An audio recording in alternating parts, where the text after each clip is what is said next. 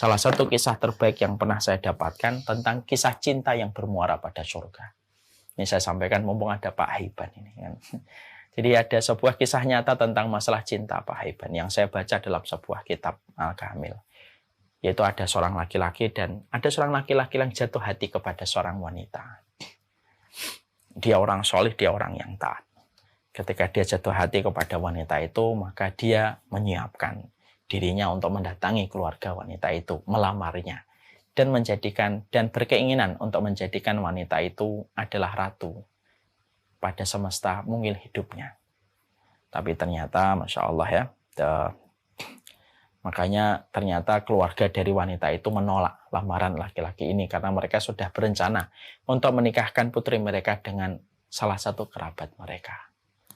Wanita ini pun sudah tertawan pada kecintaan yang sama kepada laki-laki itu ketika melihat ketaatan dan kesolihannya. Masya Allah. Lalu kemudian akhirnya mereka tidak jadi berjumpa dalam semesta mungil mahligai pernikahan. Laki-laki ini mendekatkan diri kepada Allah karena dia tahu bahwasanya cinta yang harus dirawat adalah cinta dia kepada Allah. Sang wanita, Masya Allah, wanita ini dia cinta, hatinya sudah tertawan dengan laki-laki ini. Mengirimkan surat kepada laki-laki ini. Kalaulah engkau berkenan, bisakah kita bertemu di satu tempat untuk meluapkan setiap rasa yang ada pada hati kita.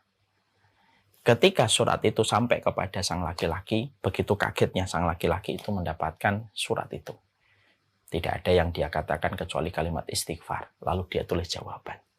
Biarkanlah cinta yang Allah titipkan kepada hati kita terjaga pada tempatnya. Dan tidak perlu kita melumuri cinta ini dan rasa ini dengan bermaksiat kepada Allah. Surat itu dikirim balik. Kisah ini nyata disampaikan oleh ulama. Sampai wanita itu menerimanya. Begitu dia mendapati sang laki-laki memperlihatkan ketaatan dia kepada Allah. Bersanding pada rasa yang dia miliki sampai dia tidak mau mendapatkan tawaran kemaksiatan, maka perempuan itu meneteskan air mata. Dia akhirnya menyadari kesalahannya dan bertaubat. Dia meminta izin dari keluarganya untuk beribadah kepada Allah. Sampai akhirnya wanita ini sakit, dan ketika sakit berujung kepada kematiannya. Sang laki-laki meneruskan ketaatan dia kepada Allah, menjaga hatinya dari segala macam cintanya makhluk, dan dia terus mendekat kepada Allah. Sampai beberapa waktu dia mendengar kabar wanita yang dia puja, yang pernah dia cintai, meninggal dunia.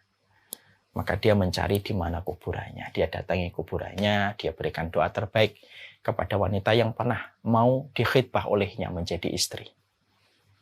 Lalu setelah dia ziarah, pulang, malamnya bermimpi. Dia menjumpai wanita itu di dalam sebuah tempat yang indah betul. Yang tidak dia sangka kecuali tempat itu adalah surga. Maka laki-laki itu kaget. Apakah engkau berada di surga? Iya. Karena rasa ketaatan dan tobat yang aku berikan kepada Allah. Lalu laki-laki itu berkata di dalam mimpi itu, bisakah saya di sini? Gitu. Perempuan itu berkata, belum. Tempatmu belum. Waktumu belum sekarang. Kembalilah kamu ke dunia melakukan ketaatan. Bisakah saya berjumpa denganmu di tempat yang Allah ridhoi? Bisa. Jagalah ketaatanmu dan keimananmu. Laki-laki itu bangun dari mimpinya, dan betul-betul mimpi itu seakan-akan nyata. Lalu akhirnya beliau memperbaiki ketaatan, terus menambah terus ibadahnya. Sampai betul-betul beliau beribadah kepada Allah Subhanahu wa Ta'ala di dalam penjagaan dari segala macam kemaksiatan. Tidak waktu berselang lama, beliau sakit dan akhirnya juga berujung kepada kematiannya. Ulama yang menyampaikan kisah ini kemudian berkata, saya berprasangka cinta mereka itu nanti akan dipertemukan oleh Allah di tempat yang terbaik. Lalu ulama itu menyebutkan sebuah ayat, walahum fiha azwajum mutahharah. Bagi penduduk surga itu mereka mendapatkan pasangan-pasangan yang disucikan oleh Allah.